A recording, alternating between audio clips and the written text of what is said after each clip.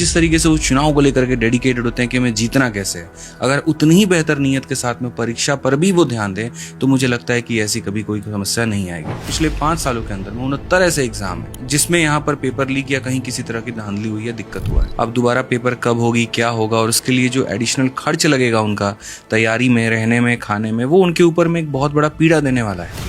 DG सामने आते हैं, वो पूरी जिम्मेदारी लेते हैं कि हमसे गलती हुई। जिस बात का बहुत दोहराया जा रहा है कि हम फ्री फीस नहीं ले रहे हैं, हम फीस नहीं लेंगे, बच्चों को फीस रिफंड कर देंगे और फीस एनटीए वहन करेगी। ये बताइए, आज से 3 महीने के बाद पेपर होगा।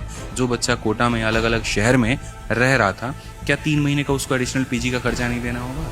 क्या जो खाना खिला रहा है उसको फ्री में खाना खिला देगा? क्या लाइब्रेरी का पैसा नहीं लगेगा? कोचिंग वालों ने तो इश्तिहार निकाल दिया है फ्रंट पेज पे, कल नहीं कह रहे 99 रुपए में कोर्स शुरू करेंगे, एग्जाम की तैयारी कराएंगे। एक बार किसी राज्य में बहुत मेहनत करवा करके चुनाव कैंसिल करवाइए और फिर कहिए नेताओं को कि दोबारा चुनाव होगा, घर द्वार सब ना बिक गया तो उनका फिर कहेंगे। गाड़ी बेच बाच करके जो है वहां पर चुनाव में लड़ना पड़ेगा उनको। उनसे एक बार दोबारा यही मेहनत करवा दीजिए, मैं तो यही कह रहा हूँ। तब उनको असली समझ में आएगा इन यहाँ पर एस्पिरेंट्स का जो पेन है वो क्या है। सोल्यूशन क्या है? यूपी में देखा कि किस तरीके से कुछ भी होने पर बुलडोजर चल जा रहा है, कार्रवाई सुनवाई बाद में हो रही है, घर पहले तोड़े जा रहे हैं। एक वो लोगों के अंदर में खौफ और डर लेकर के आता है, तो अपराध की संख्या थोड़ी कम हो जाती है। क्या लगता है इस सब का बुलडोजर एक सॉल्यूशन है? बुलडोजर सॉल्यूशन कह सकते हैं। आप कई सारे सपनों को कुचल रहे हो, आप कहीं ना कहीं शरीर की तो हत्या नहीं कर रहे, लेकिन आप एक उसकी सोच, जिस तरीके से वो चुनाव को लेकर के डेडिकेटेड होते हैं कि हमें जीतना कैसे है, अगर उतनी ही बेहतर नीयत के साथ में परीक्षा पर भी वो ध्यान दें तो मुझे लगता है कि ऐसी कभी कोई समस्या नहीं।